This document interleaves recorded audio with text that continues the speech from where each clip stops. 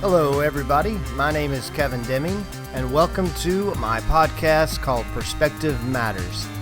This is where we're going to be talking about a biblical approach to discussing how our perspective matters, and it shapes our understanding how we see life, situations, and people in the middle of a problem. Hope you enjoy. Hey, welcome today. I'm glad you could join us. I'm with my good friend Chris McClure. He's an author of the book Way to Greatness and a coach with Lead Life Big. And today we're going to really just talk about how do we prepare now to be better later. That's for husbands, for wives, for fathers, for mothers. That's for people who are in work, who are not work, who are bosses, who are leaders. Just really, how do we do that in this season of crazy, mixed up, upside down world we're in? So before we jump into that question, though, I wanted to kind of just say, hey, Chris, welcome. Glad you could join in and could have a little conversation. It's good to connect with you, of course, and see you in this time. How have you been doing?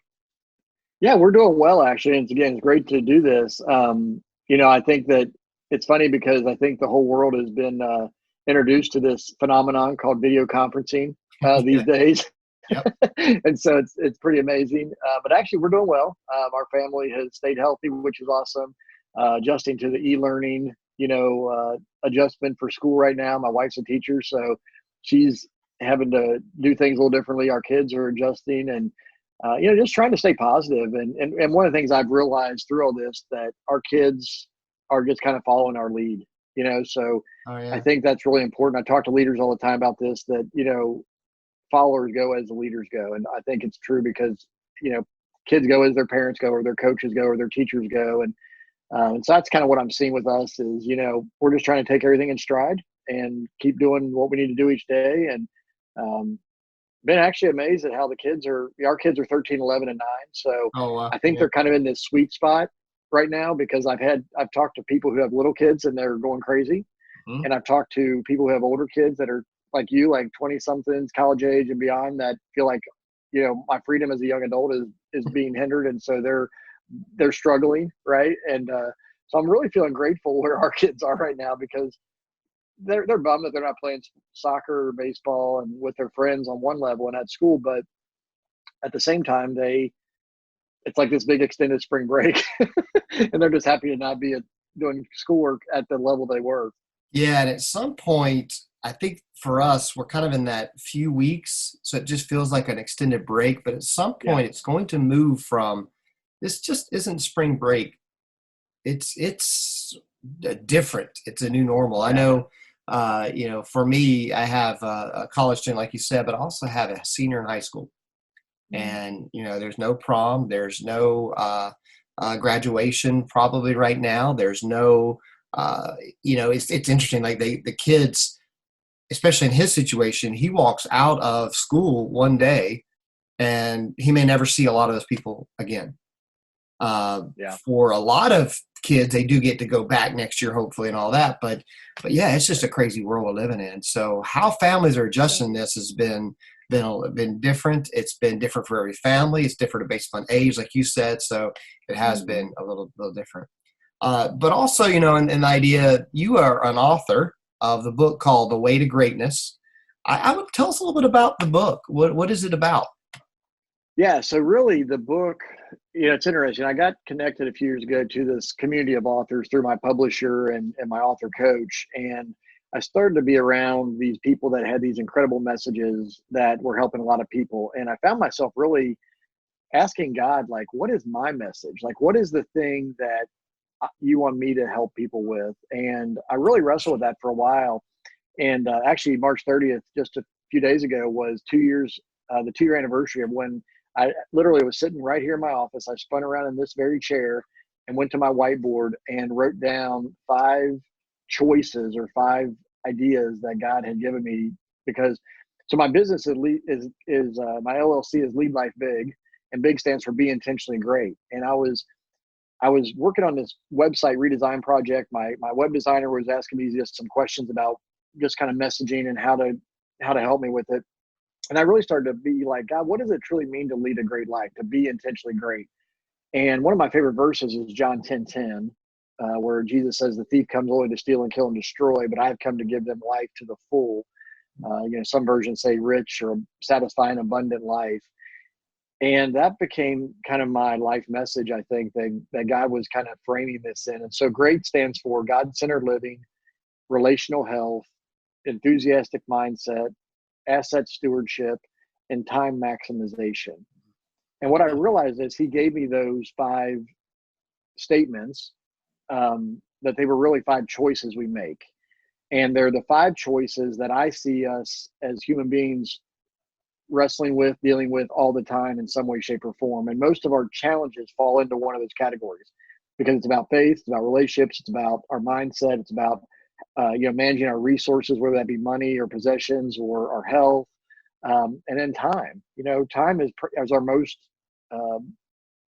it's an unrenewable resource. It's our greatest asset that we often squander. And I see a lot of people frustrated with, I don't have enough time, I'm too busy or whatever. So that became kind of the thrust of this book, was how do we take those 5 areas of our life, those 5 things, and really make wise choices so that we can experience the great life. That's what I call the John 10:10 life, is this great life that God really wanted us to live in the first place, that he created us to live.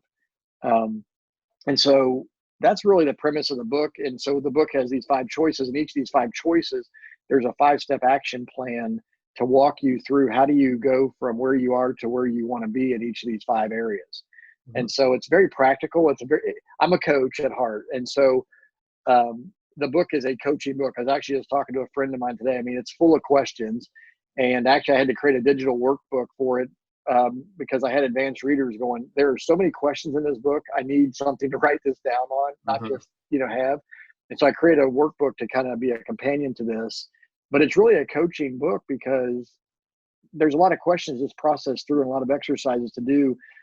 And it's not a quick read. It's not a super thick book. I mean, it's from that standpoint, but there's in this 185 page book, there's a ton of questions to process. And I did that intentionally because I wanted people to really slow down and think about these areas of their life so they could experience the life God created them to live. Mm-hmm. Yeah. And for someone who's sitting there thinking, hey, I want that abundant life, I'd like to get a copy of that book. But also I think this is a great book for someone who leads teams, a staff team somewhere, or someone that is developing people, whether you're a boss or a supervisor or whatever. It'd be a great book to take your team through as well. But if someone wanted to get a copy of this book, what's the best way for them to do that? Yeah, I mean, the quickest way at this point, go to leadlifebig.com. leadlifebig.com. And at the top of my webpage right now, I've actually got an offer where you can get the book for free. Just pay the shipping and handling. I'll drop it in the mail to you. Just wanting to get the message out there, because, my passion, my heart, I mean, I was a full-time pastor like yourself for more than 20 years. And what part of my journey has been is God called me from being an executive pastor in my last role to being a pastor to executives and leaders.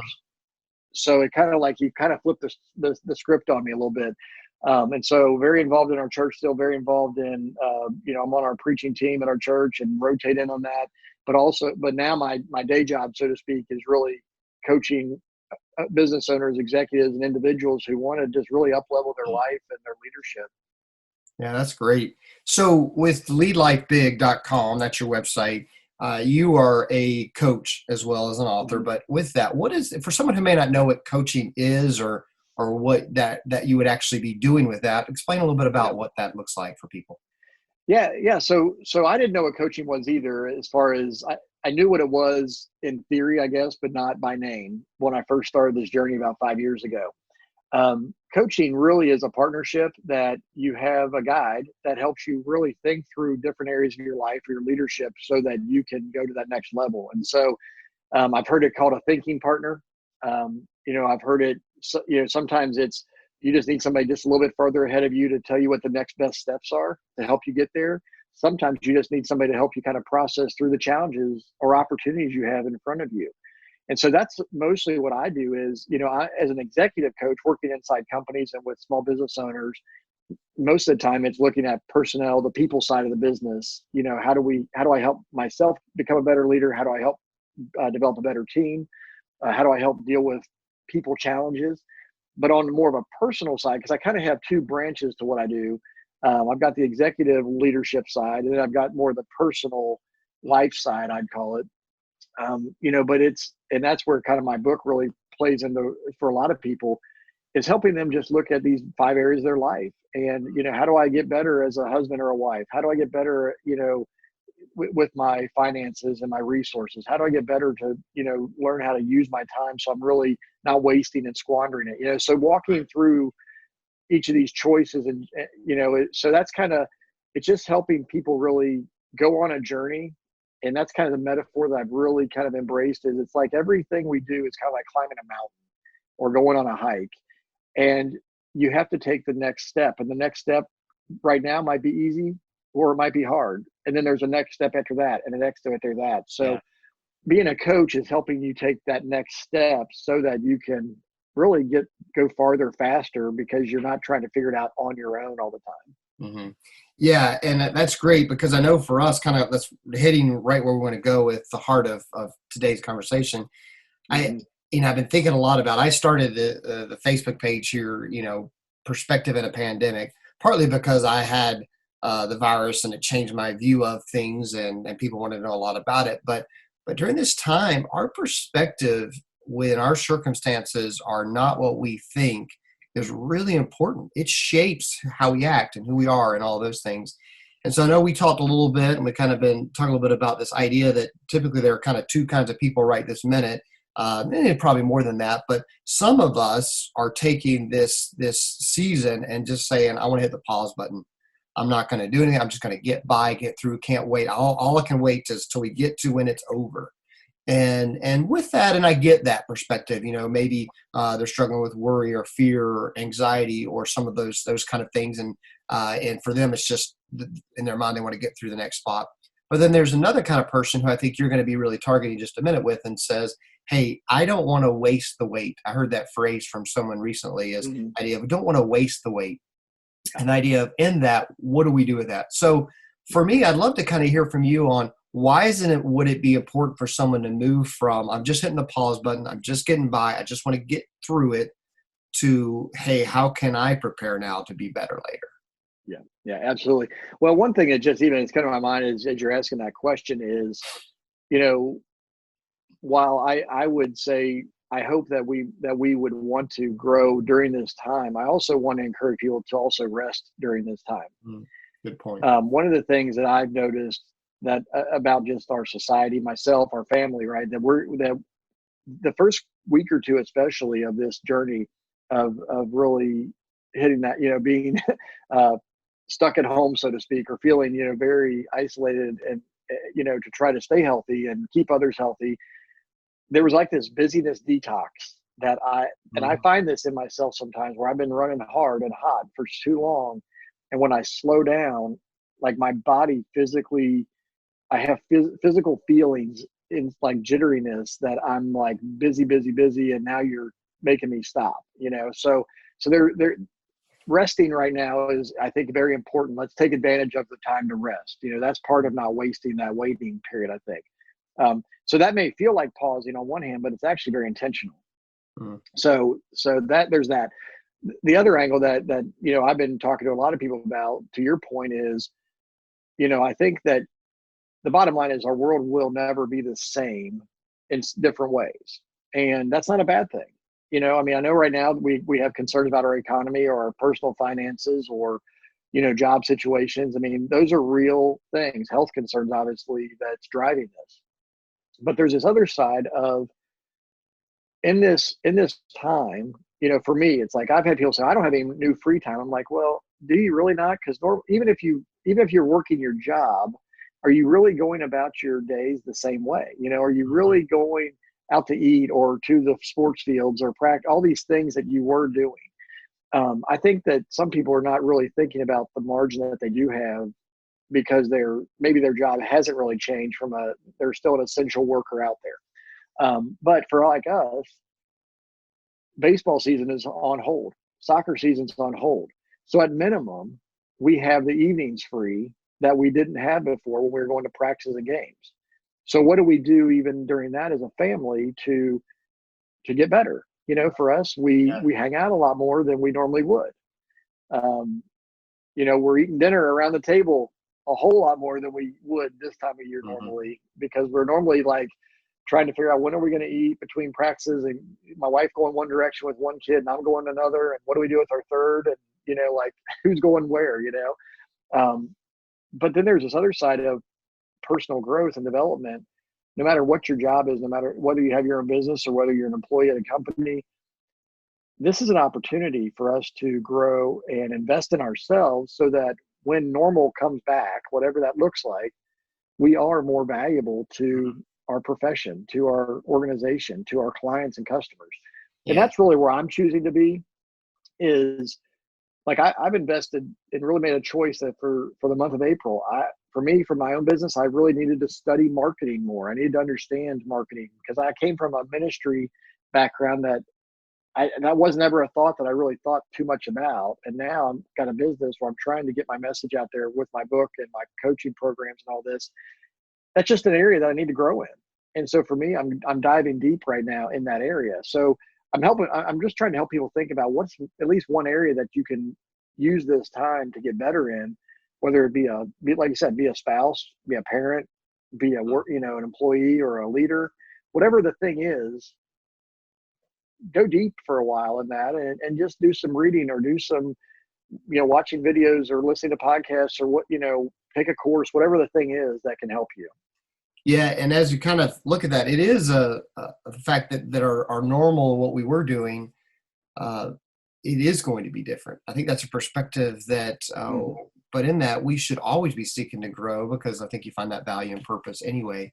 Now, with that though, kind of as we close off our time here, just thinking about it, what would be the ways you would tell someone or give some helpful advice or wisdom on how can, like someone said, all right, I made the decision. I want to get better. I want to prepare now. What can I start doing today to help me to be better later? Yeah, absolutely. So I think one of the biggest keys in that is looking for people who are ahead of you, but not too far ahead of you. One of the things that I've learned for myself is I can look at experts who've been doing what they're doing for 30 or 40 years, and I can aspire to be like them someday. But they're so far ahead of me that I really don't know what the next 5 steps look like. So Mhm. what I would encourage you is who are some people who are where you want to be ultimately, but they're not 20, 30 years ahead of you. They're maybe 5 years ahead of you or 5 steps ahead of you, so that you can say, okay, what did they do to get where they are? And then you work to get there. And then it's like, okay, from there, look at them for either what they're now doing or what another person is doing. So I think a lot of it is that once you determine, what your goal is, then look for somebody who can be kind of that guide and mentor to you, whether it's one-on-one as like a coach and leader, or whether it's, an author or, a speaker, a trainer that you can engage with them more virtually, through their books and courses. But I think that's probably the key, because it's easy to get frustrated when you're trying to grow, that you could feel like they're too far ahead of me. I don't even know where to begin. So Mhm. just look for the guide or somebody that's an example. We all need models in our lives. And I mean, I think as believers, it's easy, on one hand, we look at Jesus and that's great and we should, but then it's like, well, I'm not Jesus, like I'm not perfect. And, Mhm. it's like, we need to look for other believers who have been journeying with, in their faith for a while, that we can learn from what did they do. So yes, once again, find a model that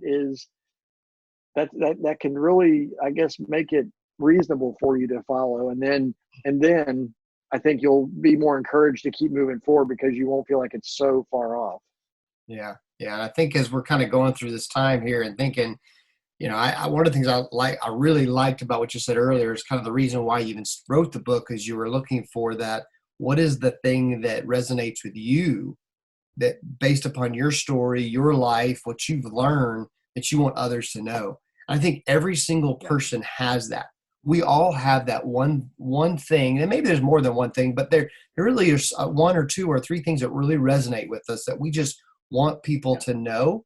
And it's kind of like, how do we get better at that? How do we start yeah, focusing on that? How do we help people to be encouraged in that way? And then also just the idea here of in our lives, what are we doing today to not waste the wait, to be prepared so that as things start to shift, and I think, like you said, it's not going to be the same normal, but as we get back to that we are better in our marriages, better as a father, better as a mother, better as someone in a business or an owner or a leader or a supervisor, because we see the value of that. So yeah, that's great stuff. I really appreciate it. And hopefully as people watch this, they're going to be encouraged. And I would love to say that, hey, take a moment. I mean, this is great. You're offering the book for free. I think that's pretty amazing, to go to your leadlifebig.com website and then figure out how to do that. Now, I know this is not a forever free. So if somehow you're watching this and it's months down the road or something, and you happen to see this video, it may not be available free at that point. But during this season right now, you're offering that. And this is just a great resource. So if you're here today and you're thinking to yourself, I want to be prepared, I want to be better later, I think the great thing to do is find somebody and then go to your website and get the book, start looking at it, asking those questions, and I think they're going to find it. And I do want to say on my website too, not only is the book that, offer there, but I have a podcast that I release an episode every week to just kind of, I did, when I first started the podcast, I kind of did episodes to kind of expand my thoughts on the book and each of the action steps. I have a blog, where I write articles there too. So there's some different resources even beyond the book that's all tied together. So if people are looking for, different things to hear and listen to, I do some interviews with folks who are modeling this. And that's something I get excited about, to hear from different people's stories as well. Kevin, one of the things you said, just maybe my last thought on this is, when I first began my business, I kept hearing things like, who's your ideal audience? Who's your ideal customer or client, right? And it makes sense from a marketing standpoint, but it was very frustrating to me. And it finally hit me one day. Could my ideal person that I can help be like me? Where I've been. And you mentioned that a minute, like whether it's a passion area, whether it's a frustration you've dealt with and you've learned how to handle that. So think about the people around you. So not only is it about getting better to be more valuable, but also maybe there's people right around your midst that you could help through where you've been already. And, you don't have to write a book to do that. You could pick up the phone and make a call, you could write a blog post, you could do a video, type a thing like this, whatever it is. But so realize that you have a unique message because you've had your own unique challenges. You've had your own journey, and you're not alone. Other people, that's the thing, is other people, they're looking for you even to guide them, because you may be that person that's just a few steps ahead that they're looking for. So I just want to encourage people to think about that, because I think it's easy for us to always look like, who are we chasing after or growing or trying to become like more? And we forget about there's people coming behind us too that need us and our help just where we've been. Yeah, that's a great point. And it's not just that we look to find that person for us, but who are the people in our life? And if you're married, then of course spouse is involved with that. And if you have a parent, your kids are.